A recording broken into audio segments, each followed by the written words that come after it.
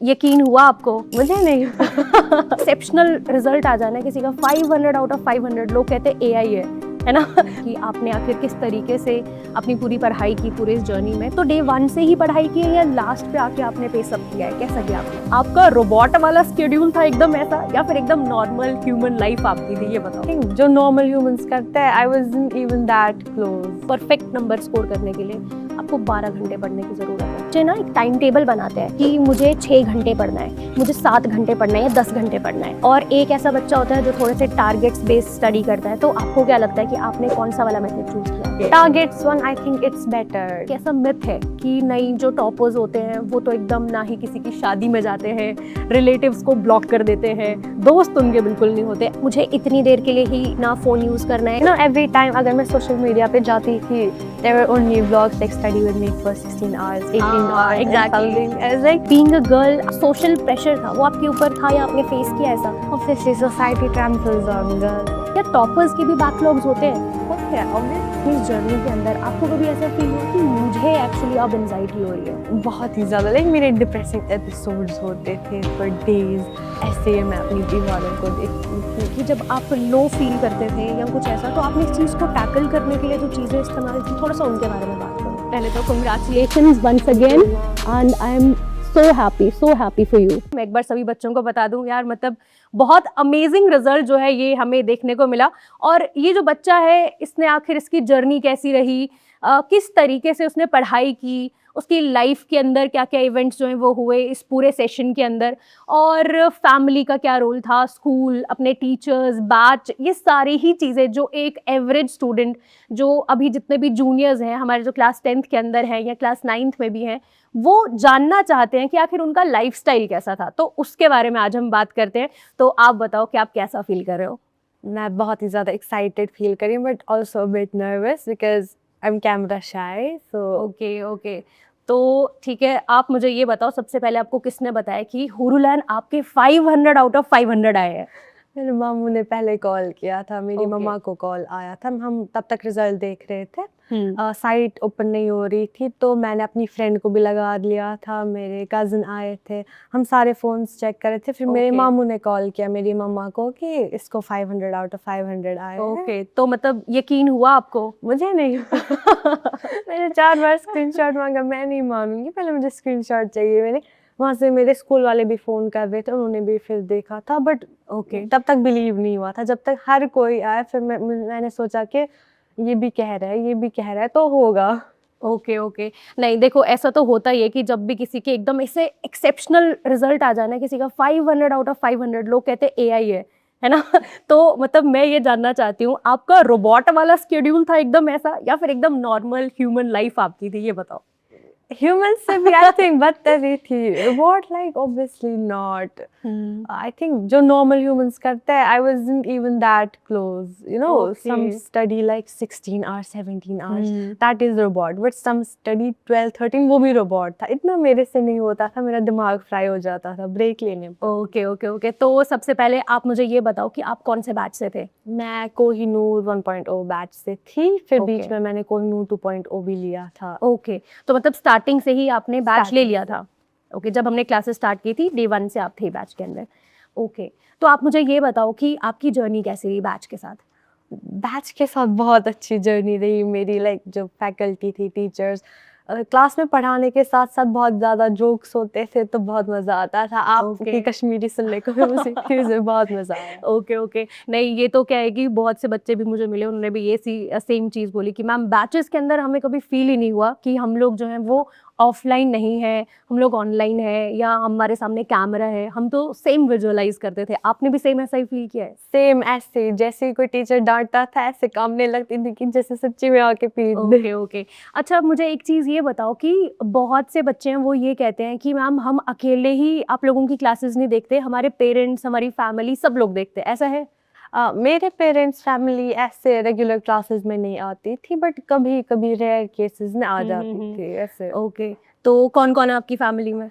मेरे बाबा, मेरी मम्मा और मेरा छोटा भाई है, वो 8th Okay. स्टैंडर्ड में है। ओके 8th में है वो, तो आपके साथ एकदम बराबर से कंपटीशन होगा उसका, सिबलिंग्स वाला। सिबलिंग्स वाला बहुत, सिबलिंग राइवलरी बहुत है। ओके ओके, तो अब आपने तो उसको एकदम टफ वो दे दिया ना नंबर उसको चेज करने के लिए कि भाई अब तो तुझे भी 500 लाने हैं, ऐसा बोला आपने उसको? रोज कहती हूँ मैं उसे, अब तुझे भी 500 लाने, वो कहता है कि मैं नहीं लाऊंगा, जाओ।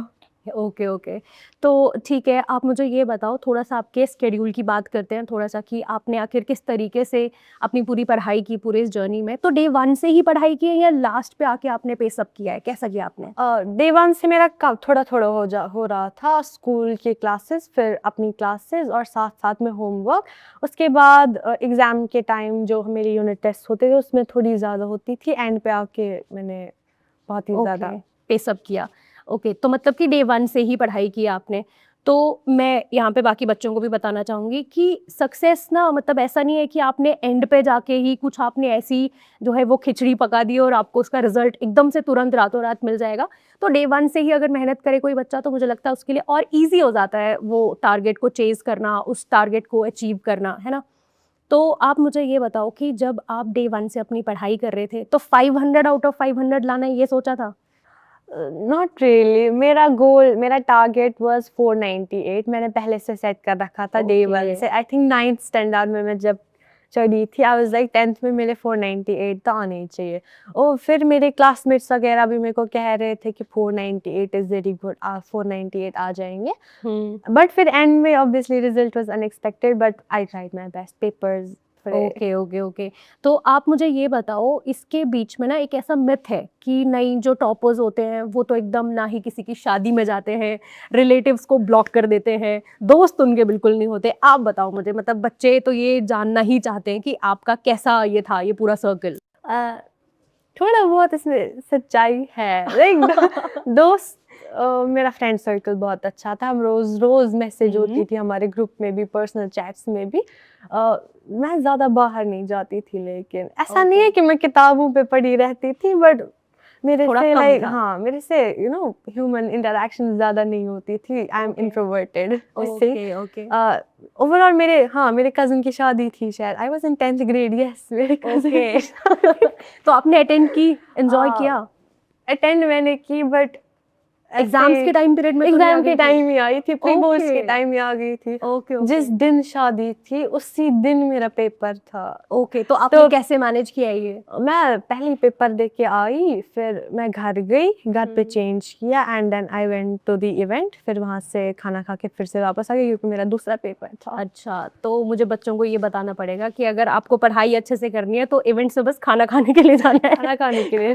ओके ओके, तो मतलब ठीक है, इसका यही कंक्लूजन है कि भाई एकदम से ऐसा नहीं है कि आपको सोसाइटी से अलग ही हो जाना है, अपने आप को 4 दीवारों के अंदर बंद कर दो, ये मिथ है ना। अब डे 1 से अगर पढ़ाई करोगे आपको अपनी लाइफ का जो भी इवेंट आपके क्लास 10th के या जो भी आपका बोर्ड एग्जाम्स है उसके बीच में आता है, आप उसको इक्वली एंजॉय कर सकते हो, है ना। बट ये किसके लिए? जो डे 1 से पढ़ाई करेगा। वैसे एंड मोमेंट पे जो ऐसे एंड मोमेंट पे आके रख दिया किताब, ये भी पढ़ने, पूरा सिलेबस कवर करना है, फिर तो कोई इवेंट नहीं हो पाएगा। एग्जैक्टली अच्छा, इसके बीच में ना बच्चों को बहुत ज़्यादा एक कन्फ्यूजन होता है, तो आप मुझे ये बताओ कि आपने भी वो चीज़ वैसे की है क्या? जैसे फॉर एग्जांपल क्या होता है, बच्चे ना एक टाइम टेबल बनाते हैं कि मुझे 6 घंटे पढ़ना है, मुझे 7 घंटे पढ़ना है या 10 घंटे पढ़ना है, और एक ऐसा बच्चा होता है जो थोड़े से टारगेट्स बेस्ड स्टडी करता है। तो आपको क्या लगता है कि आपने कौन सा वाला मेथड चूज़ किया? मैंने दोनों मेथड्स ट्राई किए थे। टाइम टेबल वाला मैंने बहुत ही ज़्यादा, लाइक दिन में 4 बार मैं टाइम टेबल ही बनाती थी, नहीं हो पा रहा था follow. Okay targets one I think it's better, क्योंकि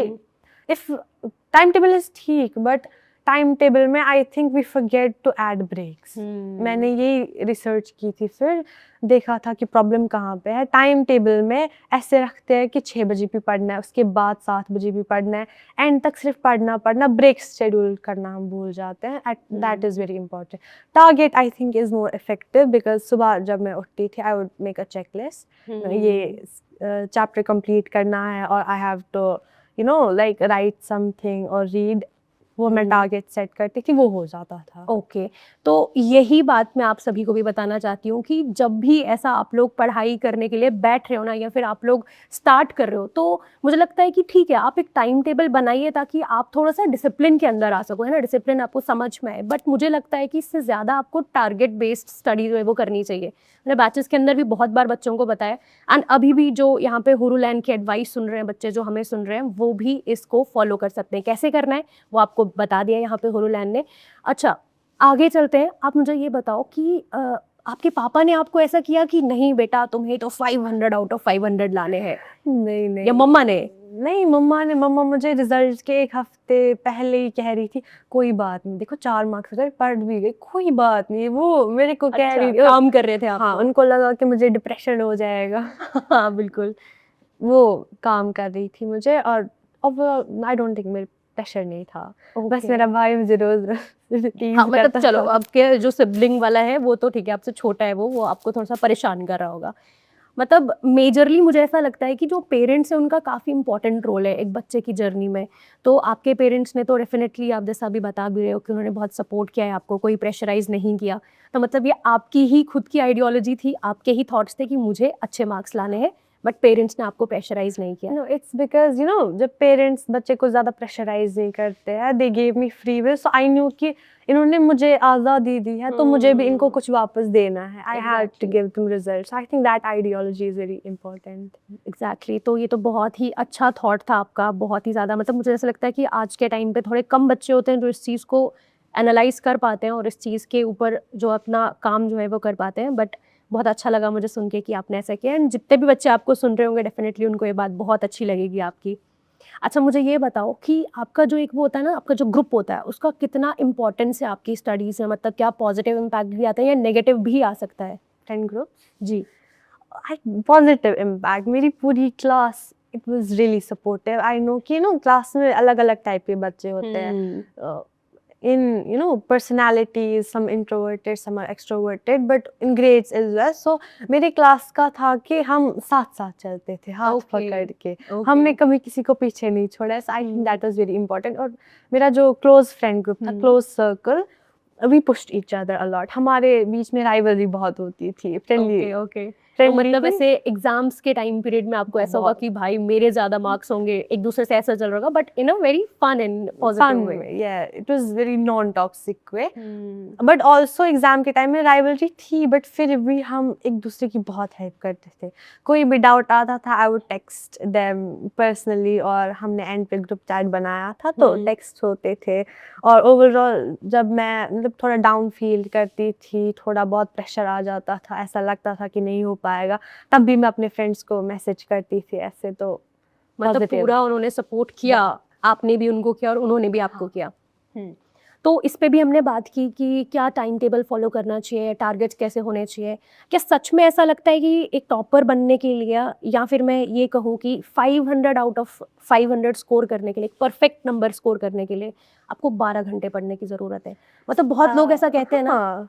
बहुत लोग कहते हैं। मैं लाइक एवरी टाइम अगर मैं सोशल मीडिया पे जाती थी, there were only vlogs like study with me for 16 hours, 18 hours, exactly. and something. I was like, मैं तो इतने घंटे नहीं पढ़ रही, हो पाएगा या नहीं, but I don't think it is necessary.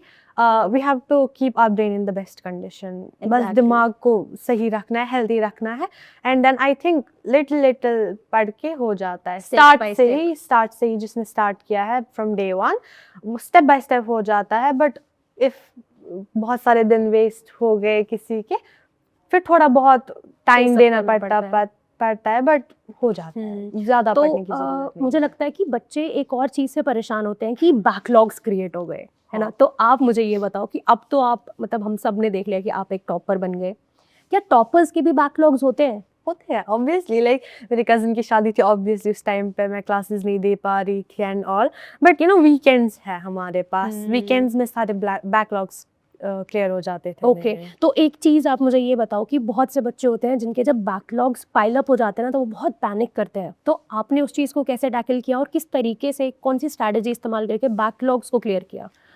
there's one thing कि जब भी हमारे बैकलॉग्स क्रिएट होते थे, I don't know how miraculously it happened, नया वर्जन ड्रॉप हो जाता था कोई ना, जैसे मेरे बैकलॉग्स क्रिएट हो जाते थे So I think that was good, but also कि you know school में मेरी regular classes होती थी, मैं regularly attend नहीं कर पाई थी क्योंकि मुझे बीच में anemia हो गया था. Okay. So for that reason मैं स्कूल भी रेगुलर नहीं जा पाई, तो क्लासेस देनी पड़ती थी मुझे रोज रोज. कभी कभी हो जाता था जब बैकलॉग, तब ऑब्वियसली वीकेंड्स के दिन मैं अपना अलग शेड्यूल बनाती थी, टारगेट लिस्ट.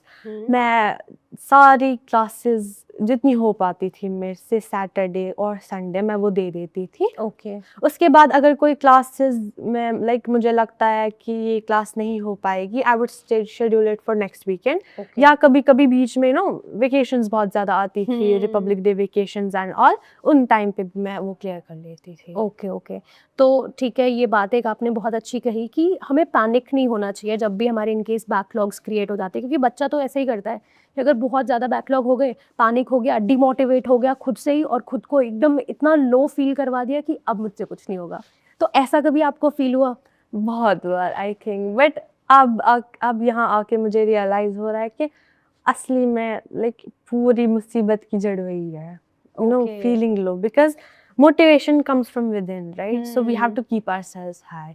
मैं every day I tell myself कि I am good, I am better, okay. I will be better. You know, the thing is कि जब भी you know हम खुद को down feel कराते हैं, my mood immediately drops. Whenever I say a single bad thing about myself, like मैंने कहा कि अरे मेरे से नहीं होगा, immediately बराबर एक हफ्ते के लिए मैं वापस नहीं आने वाली हूँ. From a single bad thing, my mood immediately drops for a whole week.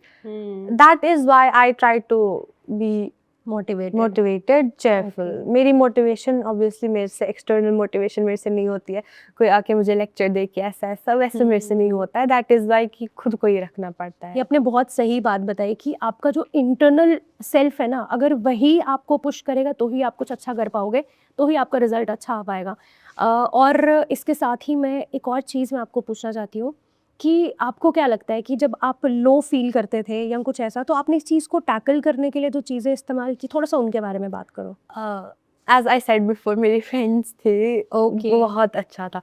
Like मेरी एक क्लोज फ्रेंड है, I don't want to say her name for Okay, okay. reasons, but जब भी मैं like low feel करती थी, या वो भी it was both ways, I would immediately text her कि देखो ऐसा ऐसा हो रहा है, and then sometimes she would call or we would text and we would like let everything go and we would talk it over.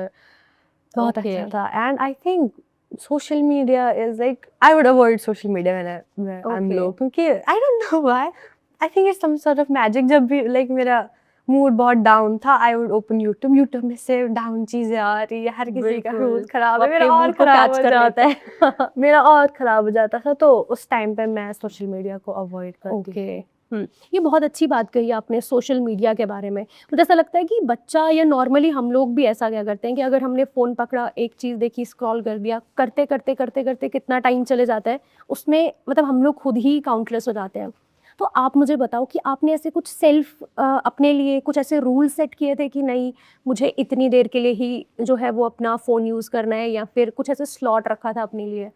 You know मेरी classes भी phone पे होती थी, तो मैं फ़ोन अवॉइड नहीं कर पाती थी. But Exactly. सोशल मीडिया, मैं जैसे ही 10th में आई, मैंने स्नैपचैट अपना डिलीट कर दिया. Okay. स्नैपचैट नहीं था, इंस्टाग्राम मेरे पास कभी नहीं था, ओके. फेसबुक वगैरह मैं चलाती नहीं थी. अब बस यूट्यूब बचा था एक बेचारा. मैंने एक चीज़ था जो मेरा फ़ोन था, मैं यूट्यूब ख़राब हो गया था उसमें. बहुत Okay. अच्छे टाइम पे यूट्यूब ख़राब हो गया था, तो यूट्यूब भी नहीं हो पा रहा था. So overall it was just me, PW की ऐप, और बस और कुछ नहीं था ओके उसमें. ओके. ठीक है, तो ये तो बहुत ही अच्छी बात कही आपने. और मुझे लगता है कि होता क्या है कि हम लोग जब भी स्क्रॉल करते हैं ना, तो टाइम का पता ही नहीं चलता है. और कभी कभी क्या होता है कि अगर आप थोड़े से भी डिमोटिवेटेड फील करते हो, तो आप उधर तो स्क्रॉल ही करते रहते हो, और उस टाइम पे अगर क्लास होगी, आपको एनर्जी नहीं होगी क्लास देने के लिए, और फिर अगर आप उतने एनर्जेटिकली क्लास को नहीं देख रहे हो, तो होगा क्या कि आपको जो पढ़ाया वो भी समझ में नहीं आएगा.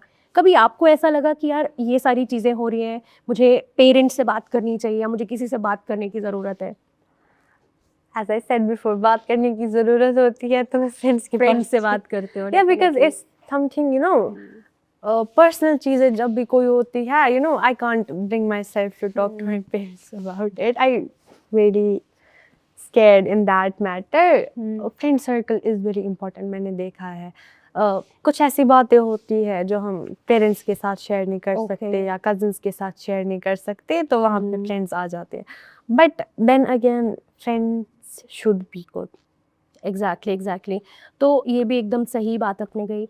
मुझे लगता है कि थोड़ा सा इस पे भी बात करते हैं कि बच्चे आजकल एकदम छोटी सी एज में ही आके, इवन अगर हम बात करें क्लासेस 9-10, इसमें बच्चा बहुत ज़्यादा एनजाइटी के बारे में बात करता है. तो आप मुझे बताओ कि पूरे अपनी इस जर्नी के अंदर आपको कभी ऐसा फील हुआ कि मुझे एक्चुअली अब एनजाइटी हो रही है? क्या ये रिजल्ट का टाइम पीरियड था? नहीं, बहुत बार रिजल्ट के टाइम पे आई don't no, I was more anxious कि मुझे टेंशन नहीं था. एग्जाम देने जा रही थी, मुझे बिल्कुल भी टेंशन नहीं था. फिर मुझे उसी बात का टेंशन हो रहा था कि टेंशन क्यों नहीं हो रही है? Like seriously unit first second third pre boards में बिल्कुल भी टेंशन नहीं था. मुझे लगा अब मैं गई, अब मैं गई काम से, टेंशन ही नहीं हो रहा है, इसका मतलब क्या हो सकता है. तो बस एंजाइटी आई थिंक समटाइम्स होती थी. तो मुझे तो ऐसा लगता है कि अगर किसी भी बच्चे को ऐसा फील होता है कभी डिमोटिवेटेड, लो, या कुछ उसको एंजाइटी सी फील होती है, तो लगता है उसको बात करनी चाहिए. जैसे आपके पास तो बहुत अच्छे दोस्त थे, तो आपने दोस्तों से बात की और आपको पूरा फेज पॉजिटिव गया. इनकेस अगर मुझे लगता है किसी के पास ऐसा लगता है उसको कि मेरे दोस्त नहीं है बात करने के लिए, कोई बहुत ज़्यादा इंट्रोवर्ट होता है, वो बात नहीं कर पाता है ना, तो मुझे लगता है उसको अपनी फैमिली के साथ टाइम स्पेंड करना चाहिए. तो आप अपनी फैमिली को इस पूरी जर्नी में कितना टाइम देते थे? वैसे I would stay hold up in my room honestly. मैंने ओके. फिर भी लाइक मुझे ज़बरदस्ती ले जाया जाता था फैमिली इवेंट्स में, तो वहाँ पे बात करनी पड़ती थी. मैं टाइम स्पेंड करती थी अपनी कज़न्स के साथ. And you know my family, मेरा भाई ज़्यादा डिस्टर्ब करने आ जाता था, उसके साथ बहुत ही ज़्यादा टाइम स्पेंड करना पड़ता था. मैं अपने भाई के साथ ऐसे ही कभी कभी वो मुझे कह देता था ये गेम डाउनलोड करो, हम खेलेंगे. तो गेम डाउनलोड करनी पड़ती थी मुझे. तो मतलब इन ऑल यही है कि भाई टॉपर्स जो हैं वो दोस्तों से भी बात करते हैं, हाँ, इवेंट्स भी अटेंड करते हैं, ठीक है, वो हमारे पास भाई बहन के साथ भी खेलते हैं, फैमिली को भी टाइम देते हैं, वो सारी चीज़ें करते हैं. तो मुझे लगता है कि एक बच्चा अगर अपना टाइम अच्छे से या जुडिशली मैनेज करे तो वो सारी चीज़ें कर सकता है. ऐसा ही है? बहुत ही ऐसा ही है. Time table obviously there, if we are framing a time table, then वहाँ पे स्लॉट रखो family time, then another slot this is for exercise, another slot this is for games with siblings, another slot this is for cousins के साथ. तो ऐसे ऐसे रखना होता है. Overall you know it keeps us healthy. Exactly. When we spend time with others, when we spend time detoxing ourselves, it अब जैसे आप हेल्थ की बात कर रहे हो, मुझे लगता है थोड़ा सा लाइफस्टाइल पे बात करते हैं. तो आप मुझे ये बताओ कि एकदम मतलब कॉन्टिन्यूअस क्लास के लिए बैठे रहते थे या फिर कुछ आपने अपनी फिजिकल एक्टिविटीज़ जो है वो भी की, जैसे वॉक पे चले गए कभी या कुछ ऐसा, क्योंकि मुझे लगता है इन सब चीज़ों से ब्रेन काफ़ी एक्टिवेटेड रहता है. वैसे ज़बरदस्ती लाइक यू नो मुझे धक्का दिया जाता था जब बाहर फिर कभी कभी मैं अपने भाई के साथ खेलती थी. We would play badminton, cricket में मुझे ज़्यादा इंटरेस्ट नहीं है, तो मैं क्रिकेट बैडमिंटन खेलते थे. Badminton for my brain activities. कभी कभी भाई के साथ चेस खेल लिया करती थी मैं. या फिर ऐसे यू नो ऊपर से नीचे, नीचे से ऊपर, ऐसे ही मेरे वॉक्स होते थे घर के अंदर ही. हाँ, घर के अंदर ही. ठीक है. तो यही चीज़ मुझे लगता है कि जो पेरेंट्स हैं उनको भी अपने बच्चों को पुश करना चाहिए कि आपको पढ़ाई के साथ साथ अपनी फिजिकल एक्टिविटीज़ भी जो है वो कंटिन्यू करनी है, जैसे स्पोर्ट्स में हो गए, किसी भी चीज़ों में हो गए. तो ये मुझे लगता है कि बहुत ज़्यादा बेनिफिशियल रहता है. राइट, मैंने नहीं किया था इसीलिए मेरा ब्लड इतना ड्रॉप हो गया. एग्जैक्टली. चक्कर आने लगते थे क्लासेस में, फिर नए से मुझे अपने आप को लाना पड़ा. अच्छा, तो मतलब आप पहले भी अच्छे थे पढ़ाई में? हाँ, हमेशा से टॉपर रहे? ओके. तो मुझे ये बताओ कि टॉपर होने के बाद आपको एक सोसाइटी का एक प्रेशर भी आता होगा सबसे कि यार ये तो पढ़ने में अच्छी है, देखते हैं अब 10th में कितने मार्क्स आएंगे, ये होता है वो होता है. आपको क्या लगता है कि सोसाइटी का जो प्रेशर था या सोशल प्रेशर था वो आपके ऊपर था या आपने फेस किया ऐसा? बहुत ज़्यादा. Like from a young age it wasn't कि लोग कहते थे कि आप देखेंगे क्या करेंगे. इट वाज कि दे वुड टेल मी कि आएंगे. हाँ, वो बहुत ही ज़्यादा मेरे पे बर्डन हो जाता था. तो I had to do a lot to manage that pressure and you know उन्होंने भरोसा किया है कि 500 आ जाएंगे तो लाने पड़ेंगे किसी तरह. मतलब एक्सपेक्टेशंस हो जाती हैं फैमिली की, आप ऐसे बोलो कि जो आप पे भरोसा करें, आपके पेरेंट्स हो गए, मेरे आपके relative। बाकी रिलेटिव्स हो गए, तो उन एक्सपेक्टेशंस को आपने कैसे फुलफिल किया? या आपको तो प्रेशर तब तो फील हुआ होगा कि यार ये तो बर्डन है, पता नहीं अगर मैं नहीं कर पाई तो क्या होगा? हाँ, बहुत ही ज़्यादा लाइक मेरे डिप्रेसिंग एपिसोड्स होते थे फॉर डेज। ऐसे ही मैं अपनी दीवारों को देखती थी कि हाय अब ये दीवारें ही कुछ करेंगी। ओके। नहीं, प्रेशर का बहुत होता है। आई think it is the worst thing कि कोई अपने बच्चे को कह रहा है कि मुझे यकीन है तुम ये लाओगे, and then but I think मेरा खुद पे प्रेशर था। मेरा खुद भी सोच रहे थे? हाँ, मेरा खुद का था कि नहीं ये तो मुझे करना, अगर मैं नहीं करूँगी तो मैं छोड़ रही हूँ पढ़ना। ओके।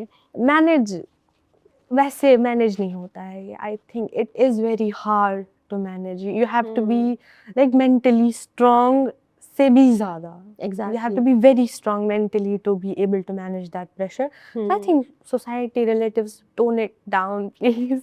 इतना मत कीजिए बच्चे पे। एग्जैक्टली तो इसके साथ में आप मुझे ये बताइए कि आपको कभी वो ऐसा डर कांस्टेंट अंदर से रहा कि इनकी एक्सपेक्टेशंस बहुत हाई है, what if I couldn't make it, ऐसा? मेरी अपनी एक्सपेक्टेशंस बहुत हाई थी, खुद से ही? इनसे ज़्यादा हाई थी। लाइक आई डोंट नो, मैं खुद ही जाके अपने बाबा से कहती थी कभी कभी कि देखो ये सब छोटे छोटे काम मैं नहीं करूँगी। मैं सीधा रैंक 1 लाऊंगी नीट में। ओके ओके एंड देन मैं कह रही थी अब तो मैं हार्वर्ड जाऊंगी। ओके मेरे खुद की एक्सपेक्टेशंस इतनी हाई थी कि मुझे इनकी एक्सपेक्टेशंस ज़्यादा फील नहीं हुई। ओके ओके तो ये भी बहुत अच्छी बात आपने कही कि अगर आप खुद से ही इतना ज़्यादा अच्छा अपने लिए सोचोगे तो डेफिनेटली आपके लिए लाइफ में चीज़ें थोड़ी इजी हो जाती हैं अचीव करना, मुझे लगता है।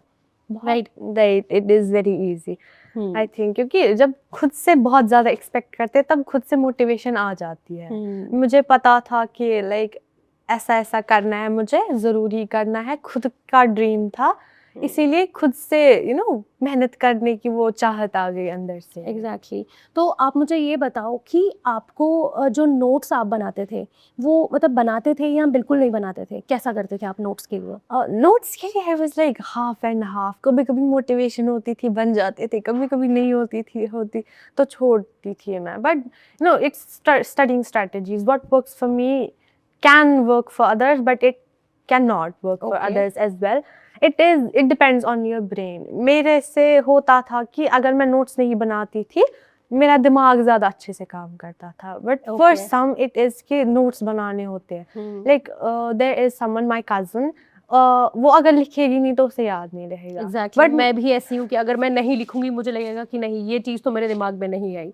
मैं अगर लिखती हूँ तो मुझे याद नहीं रहता है, वो ओके गायब हो जाता है। आई थिंक इट्स बिकॉज कि जब मैं लिखती हूँ मेरे दिमाग में रहता है कि है यहाँ पे लिखा हुआ है, मुझे कोई ज़रूरत नहीं है। मतलब बुक से ही कर लेते थे आप? मैं बुक से ही कर लेती थी। बुक पे एक क्लास में मैं बुक खोल के रखती थी, मैं हर कोई टेक्स्ट बुक साथ ले जाती थी, स्कूल भी और क्लासेस के टाइम पे भी टेक्स्ट बुक्स होती थी आगे, मैं सारा उसी पे लिख लेती थी पेंसिल से। एक्स्ट्रा पॉइंट्स जो भी होते थे या समरीज मैं बुक पे ही, क्योंकि स्पेसेस होती थी सीन्स पे, वहीं पे लिख लेती थी। It helps. मतलब इस तरीके से भी आपके जो नोट्स हैं वो एक ही स्पेस पे कंपाइल्ड रहते हैं, आपको ऐसा ज़्यादा बेनिफिशियल लगता था? ठीक है ओके तो आप मुझे बताओ कि जैसे आपका जो बैच था, जैसे आपको पता है कि आप कोहिनूर 1.0 से थे आप, राइट?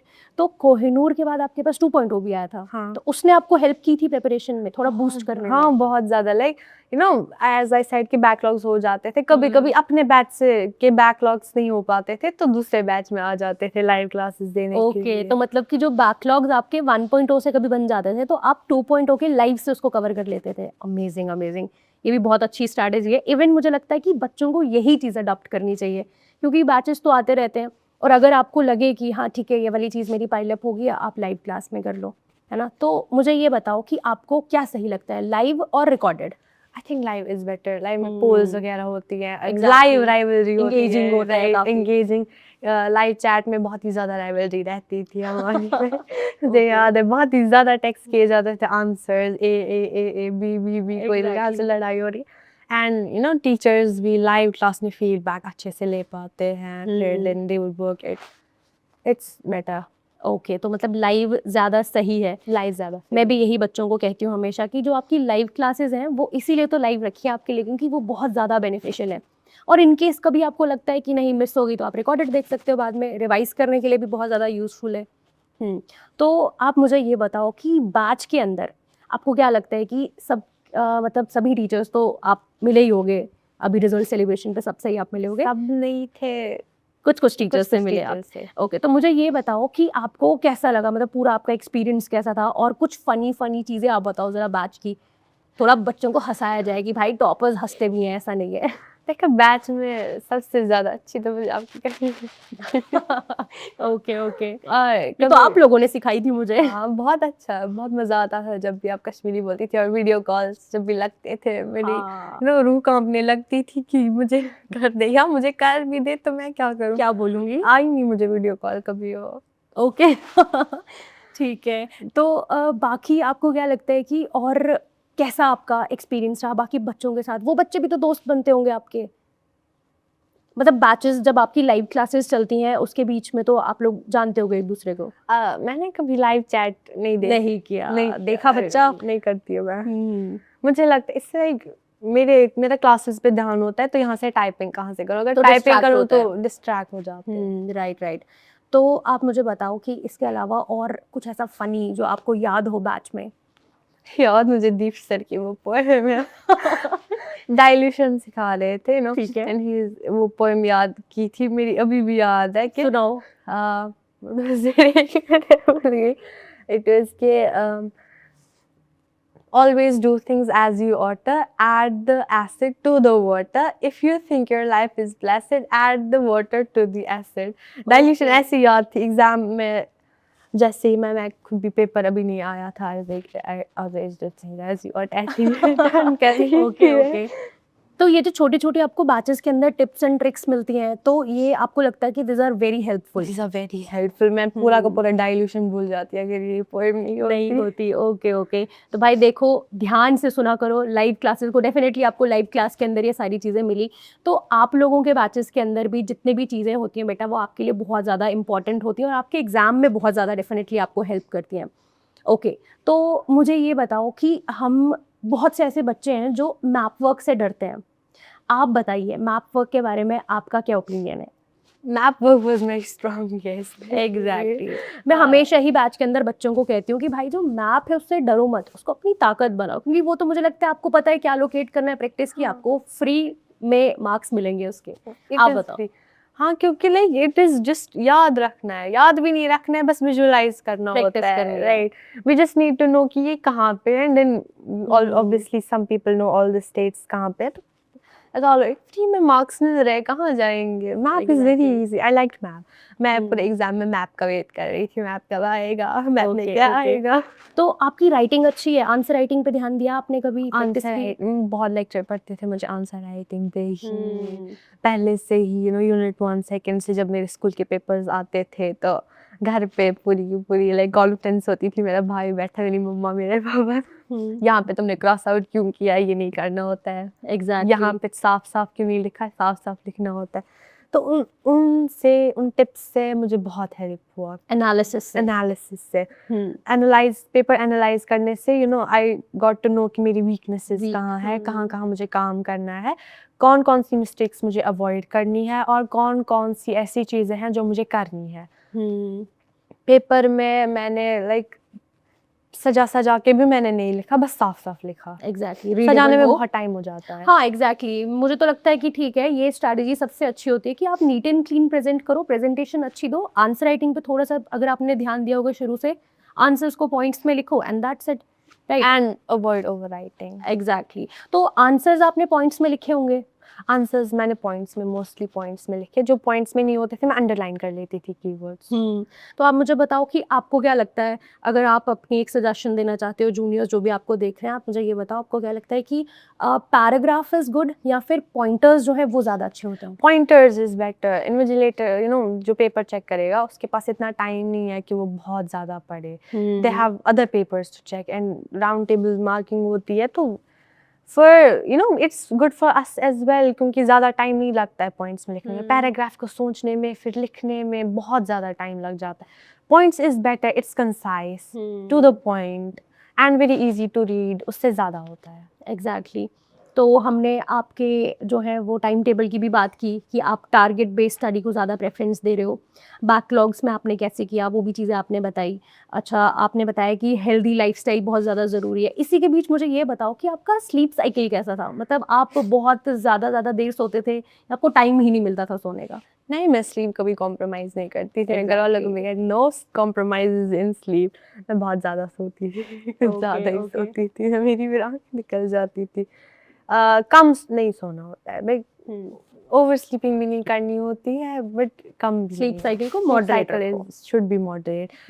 बहुत कम, अगर मेरी कभी-कभी नींद छूट जाती थी तो दूसरे दिन मैं ज़ॉम्बी की तरह चलने लगती थी। ओके, बेसिकली उससे क्या होता है कि आप फोकस नहीं कर पाते नेक्स्ट डे। तो मुझे लगता है कि अगर एक दिन आप अच्छे से नहीं सोए, एक रात आप अच्छे से नहीं सोए, नेक्स्ट डे का आपका जितना भी स्केड्यूल है, जितने भी क्लासेस हैं, आप उतना अच्छे से रिटेन नहीं कर पाओगे उन सब चीज़ों को, ना ही समझ पाओगे। तो आप मुझे ये बताओ कि इसके साथ में और आपकी जो लाइफ थी उसमें क्या-क्या चीज़ें आपने की इस पूरे जर्नी में, या कुछ ऐसा इंसिडेंट जो आप शेयर करना चाहते हो? मैंने बस एक तो मैं पढ़ती थी और मैं एक्स्ट्रा बुक्स पढ़ती थी। ये तो वही टॉपर्स वाली बात, मैं पढ़ती थी और मैं शुरू से ही पढ़ती थी। मुझे नॉवेल्स बहुत ज़्यादा पसंद थी, तो मैं ओह! ज़्यादातर, मुझे बहुत डाँट पड़ती थी, हुँ। सिर्फ नॉवेल्स पे बैठी रहती हो, वो कब पढ़ोगी?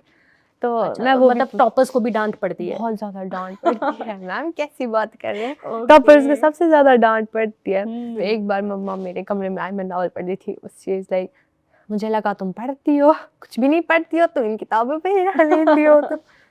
डाँट मुझे बहुत ज़्यादा पड़ती थी। फिर नॉवेल्स पढ़ती थी मैं, मेरे वो वाला अपनी एकेडमिक्स हुँ। साइड था। कभी-कभी मैं चेस खेल लेती थी, कभी-कभी ऐसे ही गेम्स खेल लेती थी। हेल्दी खाना बहुत इम्पोर्टेंट है। इम्पोर्टेंट है। हुँ। ज़बरदस्ती खाया हाँ, क्योंकि वो बहुत ज़रूरी है। देखो, बच्चा क्या करता है, उसको तो लगता है कि हाँ, जो चीज़ मुझे टेस्टी लग रही है वही मैं खाऊँ। बट आपको पता है जो जंक होता है वो आपके लिए नहीं अच्छा है। क्यों? क्योंकि आपकी बॉडी को एकदम वो क्या करता है, फुल लोडेड आपको फ़ील कराता है। बट जब आप हेल्दी फूड खाते हो, आप काफ़ी फ्रेश और लाइट फ़ील करते हो। हाँ, तो ये पेरेंट्स को पता होता है। हाँ। अब तुम्हें भी याद रहेगा। बहुत लाइक जब से मेरा ब्लड लेवल कम हुई है, तब से ऑब्वियसली अब पछता रही हूँ मैं क्यों नहीं खाया पहले से। लाइक मगर मैं जंक नहीं खाती थी। ओके। जंक मेरा ज़्यादा नहीं हुँ। डाइजेस्ट नहीं होता था मेरे से। ओके। मैं बहुत कम खाती थी, लेकिन मैं फिर भी जंक नहीं खाती थी। चलो, ये तो बहुत अच्छी बात है, अच्छी हैबिट है आपकी। फिर एनीमिया के बाद ज़बरदस्ती सैलेड्स खिलाए जाते थे, ओके, फ्रूट्स खाने पड़ते फ्रूट्स। थे। बट अब मुझे आदत हो गई है, तो मज़ा आने लगा है सैलेड्स में ही। तो मुझे लगता है कि ठीक है, एक जो बच्चा होता है उसके लिए ये सारी चीज़ें भी इक्वली बहुत इम्पोर्टेंट हैं कि वो हेल्दी लाइफ़स्टाइल फ़ॉलो करे, है ना? ये सब चीज़ें रहें। तो आप मुझे ये बताओ कि भाई गेम्स वग़ैरह तो थी ही आपकी लाइफ़ में, तो ऑनलाइन गेमिंग वग़ैरह जो हैं वो सब चीज़ें जो हैं वो चल रही थी? ऑनलाइन में नहीं खेलती थी, कभी-कभी बस चेस, लूडो-वूडो खेल लेते थे।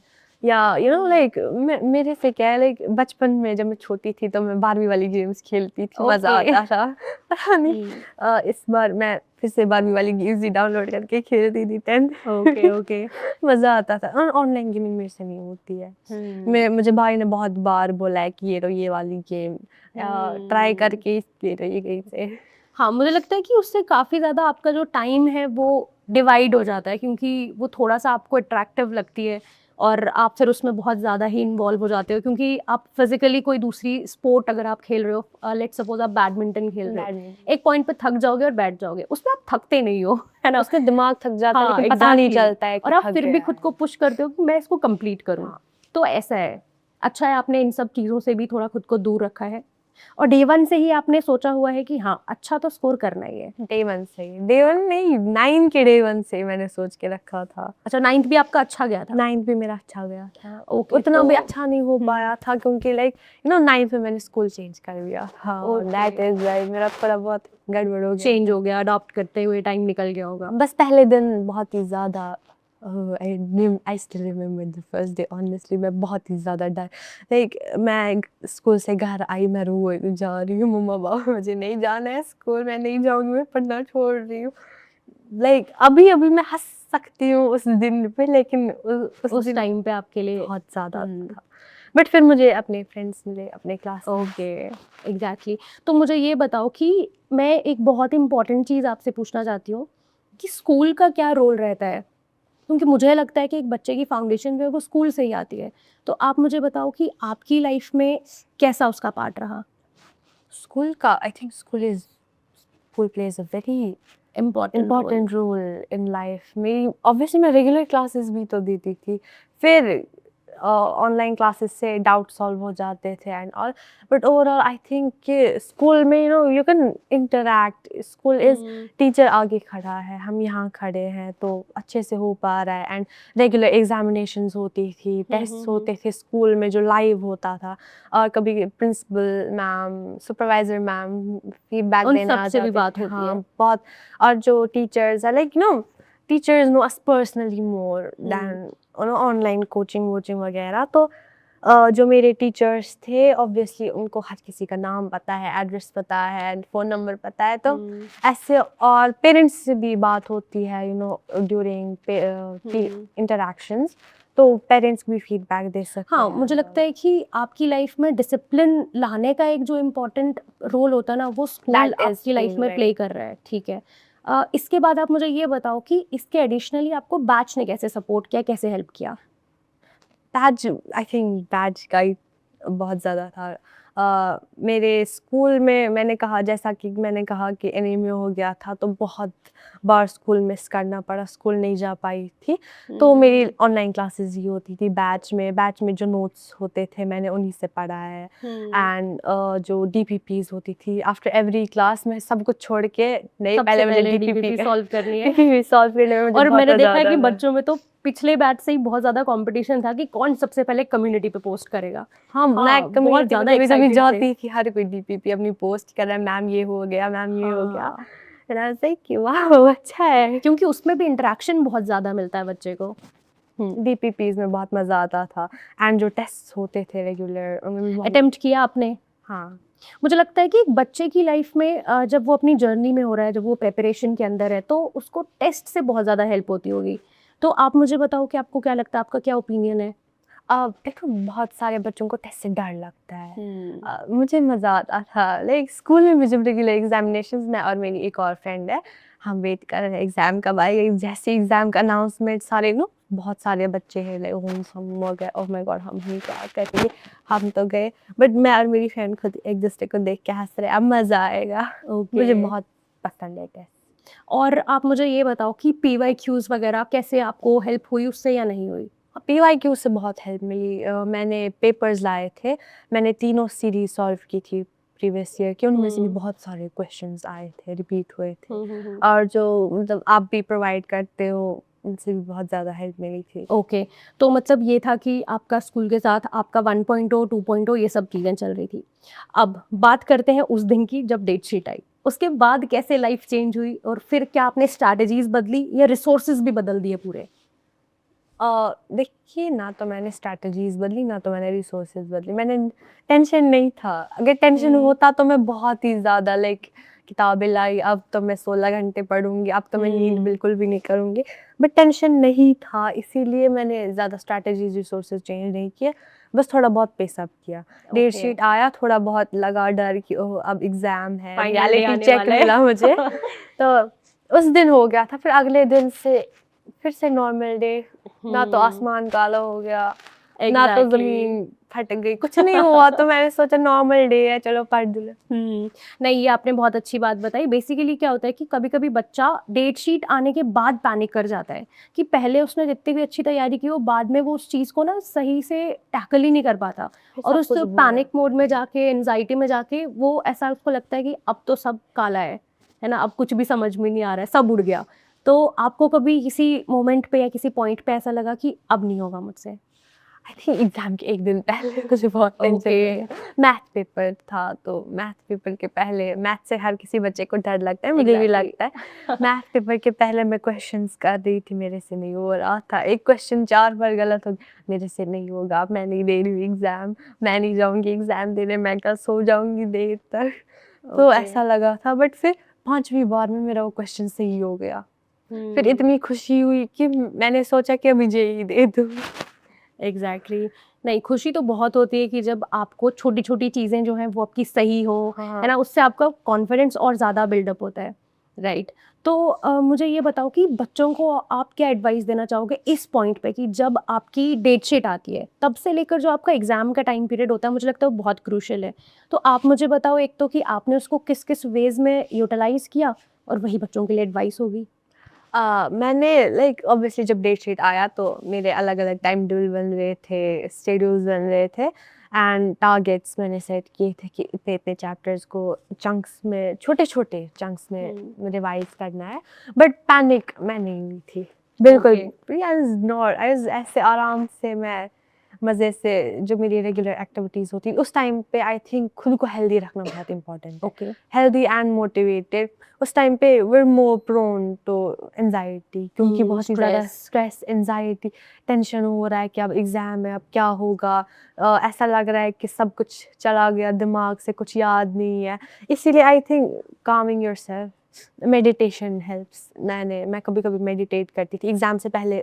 मेरा होता था कि 10 मिनट मेडिटेट करना है, ऑल थॉट्स शू ओके। तो आई थिंक दैट एंड बस रेगुलर जैसा पढ़ा है आपने, just trust in yourself. Okay. I trusted in my self कि नहीं मैंने पढ़ा है, मुझे आता है, पेपर जो भी आएगा देखा जाएगा, वही आएगा जो मैंने पढ़ा है। आउट ऑफ सिलेबस ऑब्वियसली कुछ नहीं आता है, जो साल भर पढ़ रहे हैं बस वही तो है, वही चीज़ आती है। डरना क्यों है।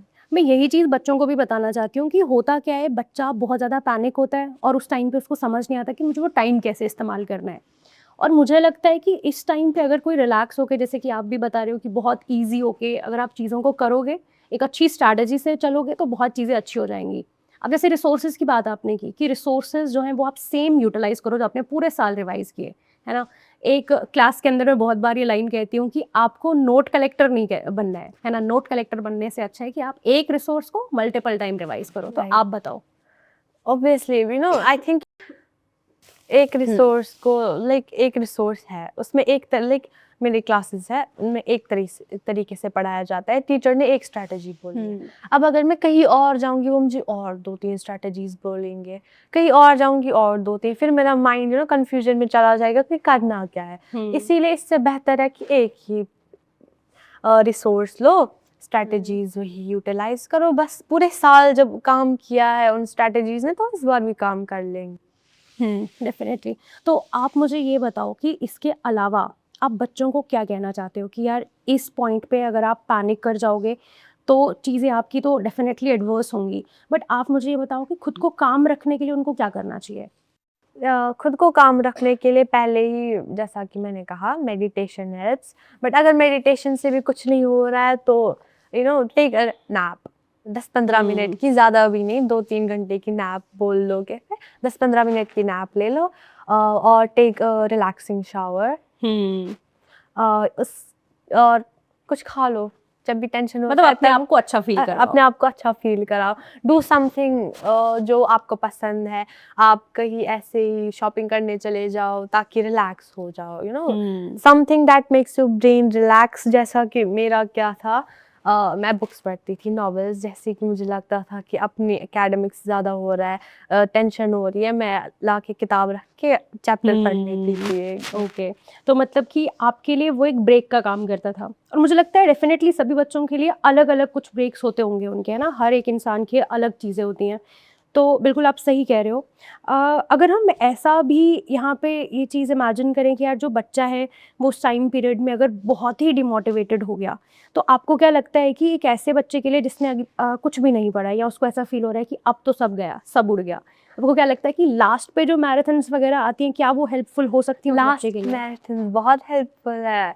पूरा सिलेबस उतने में भी कवर हो सकता है। अगर आपको लगता है कि पूरा साल वेस्ट हो गया, कुछ नहीं पढ़ा है, तो लास्ट की मैराथन्स है आपके लिए, उनसे पढ़ो।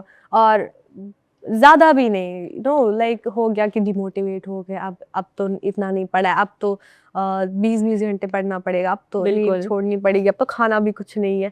नहीं, स्लीप वेल, ईट वेल, स्टडी वेल। मैराथन से ही पढ़ो। और आपके अगर उसके अलावा नोट्स है, रिवाइज करो, इसी हफ्ते में करो। एंड के दिन please don't leave everything at the 11th हाँ, मतलब एंड का जो डे है वो आपको अपने लिए देना है और थोड़ा सा उसमें भी रिलैक्स होना है, सो दैट ऐसा ना हो कि आपका ब्रेन एकदम मेस्ड अप कंडीशन में एग्जामिनेशन हॉल में जाए। राइट। तो इसमें मुझे लगता है कि एक और चीज़ बहुत अच्छी होती है कि जैसे आप प्री बोर्ड्स की बात कर रहे थे अभी, प्री बोर्ड्स आपके लिए कैसे हेल्पफुल रहे? मुझे पर्सनली क्या लगता है कि प्री बोर्ड्स क्या होते हैं कि आपको एक वैसा एटमॉस्फेयर देते हैं जैसे आप फाइनल एग्जाम में बैठे होगे और वैसा आप फील करते हो उस टाइम पे, क्योंकि वो तो एकदम आपके बोर्ड से पहले आता है। एग्जैक्टली, बोर्ड से पहले आता है और लाइक पूरा सिलेबस ऑब्वियसली बोर्ड पैटर्न का ही आता है। हमारे स्कूल के जो पेपर्स है वो बहुत ज़्यादा हाई स्टैंडर्ड के होते हैं, तो प्री बोर्ड्स का ज़्यादा टेंशन रहता है बोर्ड से ज़्यादा। ओके। प्री बोर्ड्स के दिन लाइक एग्जाम हॉल में मैं गई थी एंड वो लोग हमारी क्लास को अलग करे, आधे यहाँ जाओ आधे यहाँ जाओ, ये भी होता है क्या? फिर उस टाइम में मुझे बहुत ही ज़्यादा लगा था कि अब तो गए, अब तो पता नहीं क्या आने वाला है।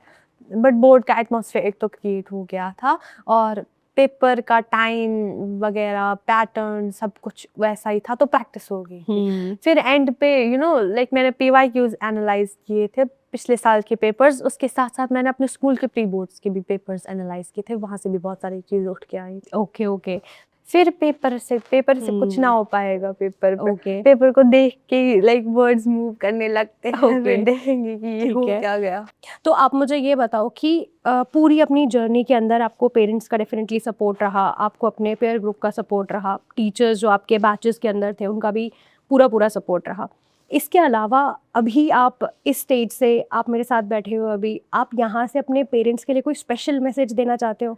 बहुत स्पेशल हो और आप दिल से देना चाहते हो उनको। This I want to say अच्छा, मैं ये thank कहना you. चाहती हूँ बीच में कि भाई ऐसा मैसेज जो आप उनको सामने आज तक कभी नहीं बोल पाए, यहाँ से बोलोगे और वो वीडियो में उनको बहुत स्पेशल फील होगा। Thank you so much for supporting me. Like बचपन से अब तक इतना बड़ा किया उन्होंने मुझे। It's okay, it's okay. I think they gave me everything I ever wanted, so thank you so much for that. It's okay, it's okay. I've never told them this, but I love them so much. Yes, देखो parents का हमारी life में बहुत important role होता है and definitely आप relax हो जाओ, वो आपको देख रहे होंगे अभी और वो बहुत खुश फील कर रहे होंगे आपको देख के। एंड आई होप कि आगे भी आप ऐसे ही करते रहोगे। आपकी लाइफ की जो जर्नी है अभी जस्ट स्टार्ट हुई है, बहुत अच्छी चीज़ें आप आगे करोगे, है ना? तो और बताइए, और आपको क्या उनको कहना है? I owe them a big thank you because बचपन से अब तक everything I wanted, they've never told me कि नहीं, मुझे जो भी चाहिए लाइक मेरे बोलने से पहले ही आगे आ जाता था कि मैंने बाबा को कहा कि मुझे ये चीज़ चाहिए, सामने हो जाती थी। बुक्स चाहिए, बुक्स भी सामने। तो एंड उसके एक्सचेंज में भी उन्होंने कभी नहीं कहा कि हमने तुम्हें ये दिया तो तुम्हें अब ये करना पड़ेगा। सो बिकॉज आपके पेरेंट्स आपसे बहुत प्यार करते हैं और मुझे लगता है कि लाइफ में सभी के पेरेंट्स उनसे इक्वली इतना सारा प्यार करते हैं और हमारी रिस्पॉन्सिबिलिटी बनती है कि हम वो चीज़ उनको, हम उतना सारा वापस नहीं कर सकते उनको कभी भी, बिकॉज वो हमारे लिए अपनी लाइफ जो है वो छोड़ देते हैं। अपने पेरेंट्स जो होते हैं वो अपने ड्रीम्स ख़त्म कर देते हैं, है ना? तो हम वो सारी चीज़ें उनको पे बैक तो नहीं कर सकते, बट छोटी छोटी चीज़ें होती हैं जिनसे हम उनको खुश कर सकते हैं। तो डेफिनेटली आपकी फैमिली बहुत खुश होगी आपको देख के, right? I will work harder. Yes, यही मोटिवेशन आगे भी आप रखना अपनी लाइफ के अंदर भी। तो थोड़ा सा आपको लाइट फील कराने के लिए मैं ये पूछती हूँ कि भाई बताओ, आपके भाई का क्या रोल है इसमें? उसने बहुत टीज किया है मुझे, रोज तो सबसे ज़्यादा हाइट पे होता था। ओके। बार बार आता था, लाइक मैं खड़ी हूँ, वो मेरे साइड में खड़ा हो गया, हाँ मैं तुमसे टॉल हूँ, तुम अगले साल इतनी होगी। मेरा हाइट बहुत ज़्यादा टीज किया उसने। और उस टीजिंग से मुझे लगा कि अब इसको सबक सिखाना पड़ेगा, अब तो मैं कुछ करूंगी ऐसा जो ये नहीं कर पाएगा। तो यही सबक आपने उसको सिखाया है? ओके। नहीं, ये उसके लिए बहुत अच्छा सबक है। अब मुझे इसी के साथ में ये आप बताओ कि जो आपके पूरे बैच के टीचर्स हैं या जिन्होंने भी आपको सपोर्ट किया, जो भी टीचर्स आपकी लाइफ के अंदर है, एक छोटा सा मैसेज उनको भी दे दो आप। Hi everyone. For all my teachers, like my school teachers, मेरे batch teachers, thank you so much for supporting me and always making me feel good. जो मेरे school के teachers हैं, thank you so much for supporting me every time I was down. मेरे जो school के teachers हैं, like I don't know what, like they would enter the classroom और मुझे देख के, आज तुम गड़बड़ लग रही हो, आज तुम sad हो. Like even if I wasn't showing like मेरे घर वालों को भी नहीं पता है, बट मेरे टीचर्स को खुद पता चल जाता था। So thank you so much for that, and thank you for all your support, for your feedback. बहुत ज़्यादा डांट पड़ी मुझे, उसके लिए भी बहुत ज़्यादा थैंक यू। डांट के बगैर ऐसा नहीं हो पाता। और मेरे जो बैच के टीचर्स थे, इतना अच्छा पढ़ाया आपने, इसके लिए भी थैंक यू। मेरे नॉर्मल रेगुलर क्लासेस वाले टीचर्स को भी, आपकी ही वजह से मैं यहाँ हूँ, because obviously I couldn't do it alone. Teachers के बगैर I don't think I could. Like some कुछ होते हैं ऐसे रेयर केसेस में, कुछ लोग कहते हैं कि ऐसे टीचर्स से कुछ नहीं होता है, but I think there is a very important need of a guide, a mentor in your life, and teachers play that part very well. एक तो वो आपको पढ़ाते हैं, आपको गाइड करते हैं, मेंटोरशिप का काम करते हैं। Thank you for that. चलो, ये तो बहुत ही आपने अच्छी बातें बताई अपने टीचर्स के लिए। तो आपने पूरा बाकी सब टीचर्स को बोला, बट आप मुझे भूल गए। मैं बिल्कुल आपको हंसाने के लिए ये सारी चीज़ें कह रही हूँ, जस्ट टू आप अच्छा फील करो और हम इस चीज़ को आगे भी बढ़ाएं, क्योंकि आपको बहुत से बच्चे अभी देख रहे हैं और बहुत से बच्चे ये जो चीज़ आपने अचीव की है ना, वो भी अपनी लाइफ के अंदर अचीव करना चाहते हैं। तो आप शॉर्ट में इन बच्चों को क्या कहना चाहते हो जो आपसे जूनियर्स हैं, कि क्या ये अचीवेबल है या ये आप नहीं कर सकते, और किस तरीके से कर सकते हो, ये सारी चीज़ें बताओ। This is a small milestone. ये बहुत ही ज़्यादा इजी अचीव करना है, but you have to stay consistent for that and keep yourself healthy. Hope होगा, क्यों नहीं होगा, ऑब्वियसली होगा। मैंने किया है, बहुतों ने किया है, होगा। Just focus on it, focus on your goal, and ऐसा मत कहो कि मेरे से नहीं होगा, क्योंकि होगा। आई हर्ड समवेयर कि God puts the desires in our heart. So अगर आपको ये डिज़ायर आपके दिल में है, तो इसका मतलब ये भी है कि आपके पास वो एबिलिटी है, कैपेबिलिटी है कि आप इस डिज़ायर को अचीव कर सको। You just need to unleash it all, unleash your inner, unleash your inner creativity, unleash the monster inside you. Exactly नहीं, देखो आप जितनी मॉन्स्टर वाली बात कर रहे हो, आप इतने क्यूट से हो, वो मैच नहीं हो रही यहाँ पे। ठीक है, तो आपने बहुत अच्छी बातें बताई हैं। डेफिनेटली बच्चे को ये सारी चीज़ें जो हैं वो डे वन से ही होनी चाहिए उसके अंदर। और एक बहुत अच्छी आपने बात बताई कि ऊपर वाला हमारे अंदर जो है ये सारी डिज़ायर्स जो है वो डालता है, और इसी के साथ में वो इस डिज़ायर को अचीव करने की एबिलिटी और ताकत भी देता है। तो अगर आपके अंदर ऐसी वो है ना कि डिज़ायर, इस वीडियो को देखने के बाद आपको ऐसा लग रहा है कि यार अब मैं पढ़ूंगा, तो डेफिनेटली ऊपर वाला उसको फुलफिल करने की आपको हिम्मत भी देगा, है ना। तो पूरी चीज़ों पे हमने बात की बेटा। यहाँ पर आपके लाइफस्टाइल कैसा रहा, आपका बैच जो है उसने कैसे आपको हेल्प करी, है ना, आपकी फैमिली का क्या रोल था, इवन फ्रेंड्स का क्या रोल था। एक और चीज़ मैं आपसे जानना चाहती हूँ, जो बच्चों में ना आजकल बहुत ज़्यादा, अभी जैसे आपको पता है कि क्लास 10th की अभी स्टार्ट हुई हैं, 9th भी अभी स्टार्ट हुआ है, तो बच्चा ना अपना टाइम मैनेज नहीं कर पा रहा, क्योंकि उसको स्कूल भी जाना है, उसको बैचेस भी जाना है ना, बैचेस की क्लासेस भी देखनी है, फिर उसको अपने लिए टाइम देना है, थोड़ा रिलैक्स करना है, रिवाइज करना है, स्कूल को होमवर्क करना है। तो ये सारी चीज़ों पर मैं चाहती हूँ कि आप थोड़ा सा लाइट डालो इस पर। स्कूल की क्लासेस भी रेगुलर अटेंड करो, और अपनी जो आपकी बैच की क्लासेस है वो भी रेगुलर अटेंड करो।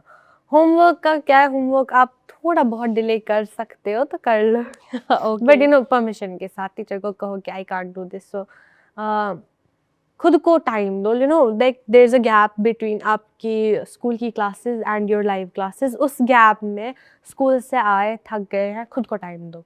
That time, that gap is for you, use it for you. And 11 बजे से पहले सोना है, 11 बजे के बाद नहीं सोना है। 11 बजे के बाद कोई भी सोया तो मैं वहाँ आके पीटूंगी। 11 बजे से पहले सो। फिर जो आपके पास टाइम है, you know, before sleep, use that time to revise. And सुबह उठ के, you know, there is some time, obviously ज़्यादा भी लेट नहीं उठना है कि 8 बजे स्कूल जाना है, 7:50 उठ रहे हो, उतना भी नहीं।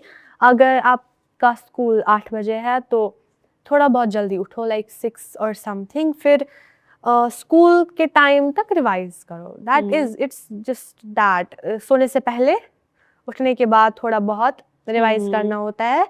आपकी रेगुलर क्लासेस अटेंड करो, उसके बाद खुद को you know, time do your hobbies or something. If someone likes photography, या आपको आर्ट पसंद है, वो हॉबीज कीजिए। उसके बाद आपकी क्लासेस है, क्लासेस के बाद ही DPP, फिर आप डिनर करके सोने से पहले थोड़ा बहुत रिवाइज कर सकते हो। एग्जैक्टली बहुत अच्छी चीज़ें आपने बताई। आप मुझे ये बताओ कि पूरा जो आप पूरे साल एकदम रिवीजन वगैरह की अगर हम बात करें, मुझे लगता है कि बहुत इंपॉर्टेंट चीज़ है रिवीजन। सिलेबस तो कवर अप कर लोगे एनी हाउ, क्योंकि बैचेस में भी आपको कराया जा रहा है, 1.0 में हो गया, 2 में हो गया, उसमें भी हो गया। तो आप मुझे ये बताओ कि अपने एंड से जो एफर्ट होते हैं उसकी वैल्यू ज़्यादा है या नहीं है, क्योंकि बच्चा मुझे लगता है आजकल इस चीज़ को मिस कर जाता है। अपने एंड से जो नो इट्स बोथ वेज। आपको जो टीचर एफर्ट दे रहा है आपको यहाँ से वो डबल देना है। एग्जैक्टली आप वो नहीं दोगे फिर कहोगे कि टीचर ने पढ़ाया नहीं है, इसमें टीचर की कोई गलती नहीं है। आपको टीचर पढ़ा रहा है, वो सिलेबस कंप्लीट कर रहे हैं, वो फिर भी रिवाइज भी करा रहे हैं, आपको खुद भी यहाँ से पढ़ना है। ये आपकी किताबें हैं, आपने किताबें लाई है, वो ऐसे ही नहीं है कि वो आप शेल्फ पे रख लो, उसके लिए तो नहीं लाई है आपने, पढ़ना तो है। तो खुद भी पढ़ो, क्योंकि खुद जब पढ़ते हैं तो खुद का पता चल जाता है कि नहीं यहाँ पे नहीं आ रहा है, तो वो सब चीज़ें, उन सब चीज़ों पे वर्क कर सकते हैं। बिल्कुल। तो रिवीजन एक ऐसी चीज़ है मुझे लगता है जो आपको डे 1 से स्टार्ट कर देनी चाहिए। आज कुछ पढ़ा, ठीक है, और अगले दिन आपको उसको रिवाइज करना है ताकि वो आपके दिमाग में लॉक हो जाए। तो आई होप आपने भी आपने जो है अपनी पूरी जर्नी के अंदर ये सारी चीज़ें इम्प्लीमेंट की हैं, तभी जाकर आप इतने अच्छे जो है वो ग्रेड्स अपने लेकर आ पाए हो। बहुत खुश हो आपको देख के, मुझे बहुत खुशी हो रही है पर्सनली। और मैं बताऊँ, मैंने जो है ये कभी सोचा ही नहीं कि यार 500 आउट ऑफ 500 लाए जा सकते हैं, सच में। क्योंकि मुझे लगता है कि हम लोगों को गाइड करने वाला कोई इतना अच्छा नहीं था। आपकी लाइफ में वो सारे लोग जो हैं उन्होंने अपना रोल बहुत अच्छे तरीके से प्ले किया कि एक जो है वो बच्चा अपने ड्रीम्स को इतना बड़ा कर सके। तो मुझे लगता है कि यार आपकी लाइफ में जो मेंटर्स थे, आपके जो गाइड्स थे, उन्होंने बहुत अच्छे से आपको शेप किया, इसमें बहुत हेल्प भी हुई होगी आपकी। तो थोड़ा सा इस पे भी आप बताओ। बहुत ज़्यादा, like not only my academics, मेरी रेगुलर लाइफ है, मेरी इमोशनल लाइफ है, उसमें भी मुझे बहुत ज़्यादा सपोर्ट मिला है। इस सपोर्ट के बिना मैं नहीं कर पाती। I don't think I would be here और I would be able to survive in this world for this long अगर मेरे पास अपने पेरेंट्स का सपोर्ट, मेरे टीचर्स का, मेरे मेंटोर्स का, मेरे फ्रेंड्स का सपोर्ट नहीं होता। Human connection is very important, but human connection should be good. ऐसा नहीं है कि आप किसी के भी पास, there are various types of people in this world, you just have to find the right one for you. Right that is your parents. आपके पास जो गाइड है, choose the right one, choose the one that works for you, not that which works for others, क्योंकि हर किसी के mental abilities are different. So what works for one person doesn't work for other. तो इसीलिए आपको खास अपने लिए एक हीरा चुनना होता है जो आपको एक हीरा बनाए, and then you will be able to achieve anything you want. So right. तो ये तो बहुत अच्छी आपने बात कही, क्योंकि मुझे लगता है बच्चा जो है वो लॉस्ट फील करता है बहुत बार, तो सही गाइडेंस मिलना बहुत ज़्यादा ज़रूरी है।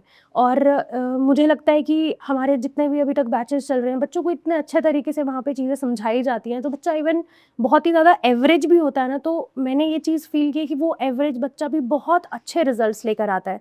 और मैं ऑनेस्टली जितने भी बच्चे हमें यहाँ पे देख रहे हैं अभी, I am very proud of you all, क्योंकि आप लोगों ने वो चीज़ करके दिखाई है। अभी जो आप लोगों के रिजल्ट्स थे वो अमेजिंग थे, ठीक है।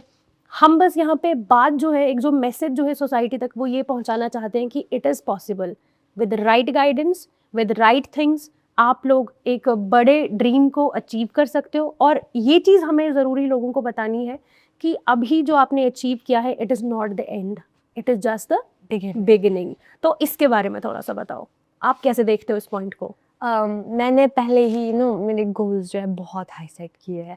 आई हर्ड समवेयर कि the bigger the dreams the bigger the pieces even if they break. So exactly मेरे ड्रीम्स बहुत बड़े हैं, and for that like even if I was able to achieve like 50% of them, it would be very high.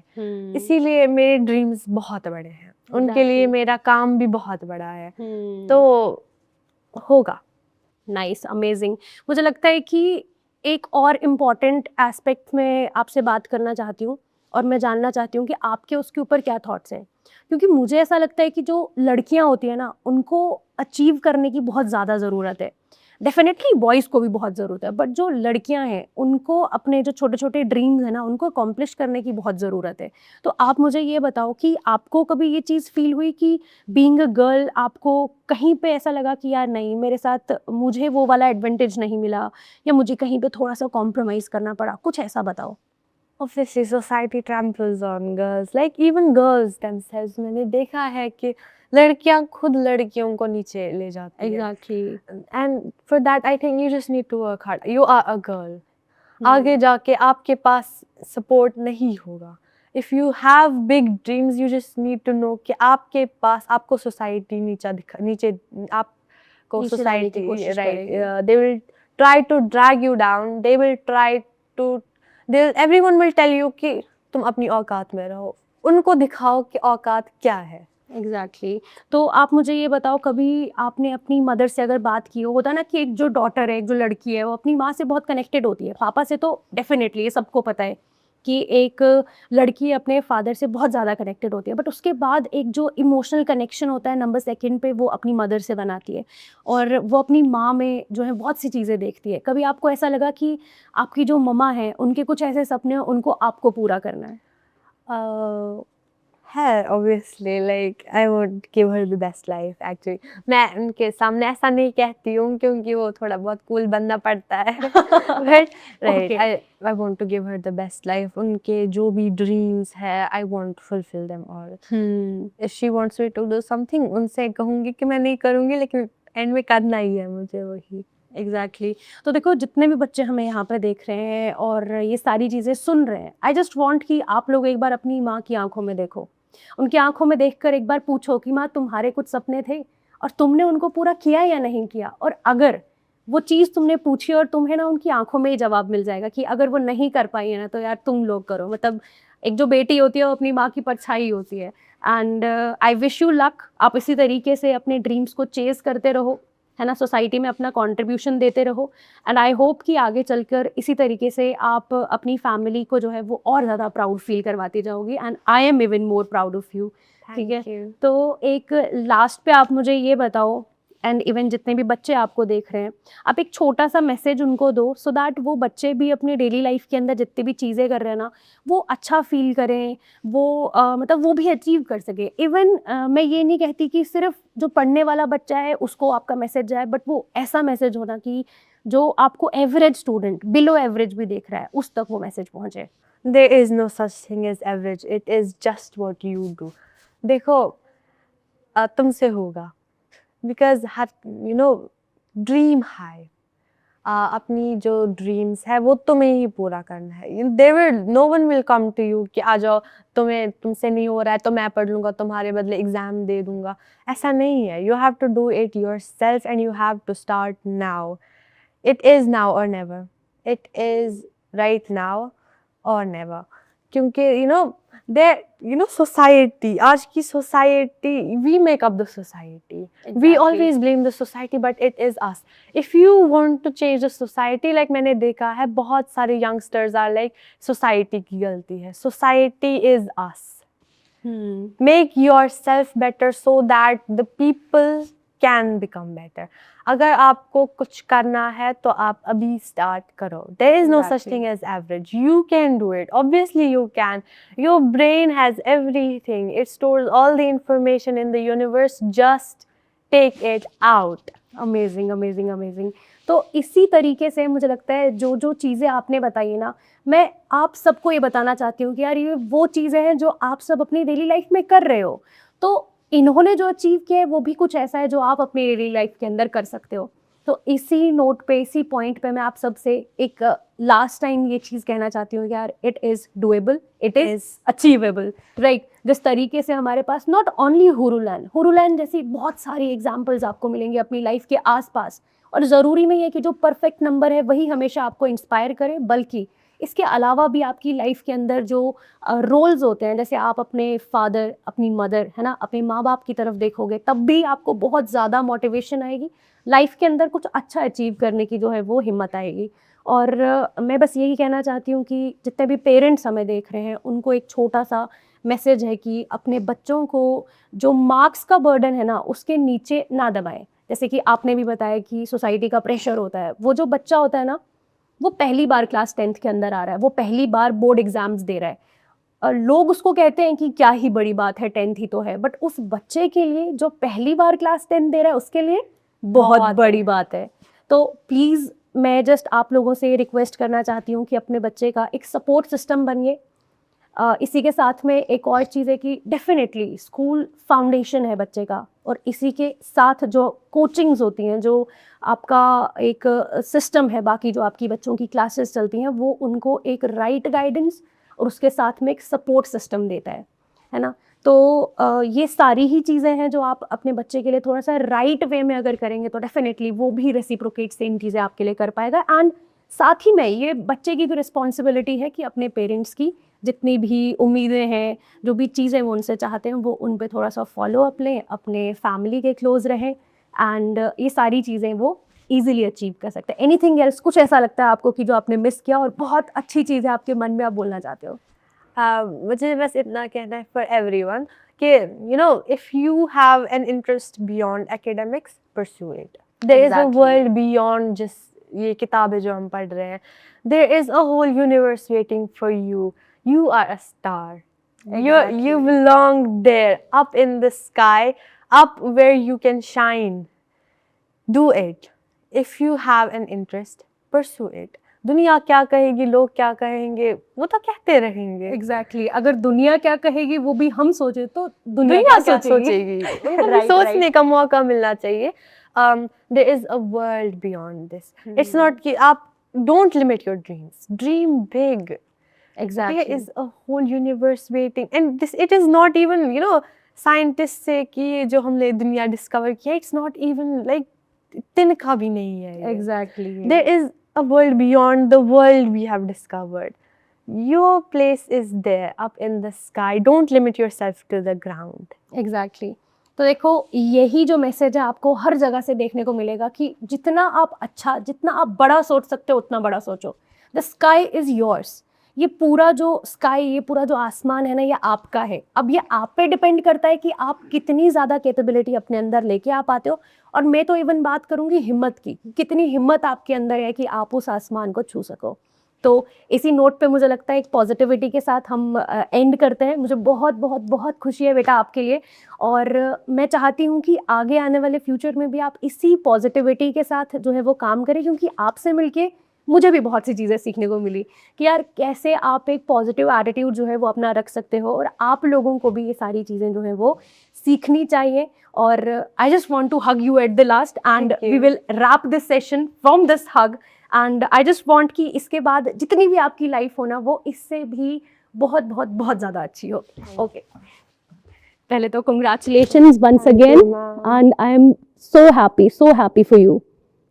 ठीक है, best wishes. And आपने अपने parents को दिखाया प्रूव करके, अब जो हमारे पास आगे आने वाला टाइम है आपने और अच्छे से उनको करके दिखाना है, और जैसी भी लाइफ होती है उसमें उनको काउंट फील कराना है। ठीक है, बी हैप्पी, राइट?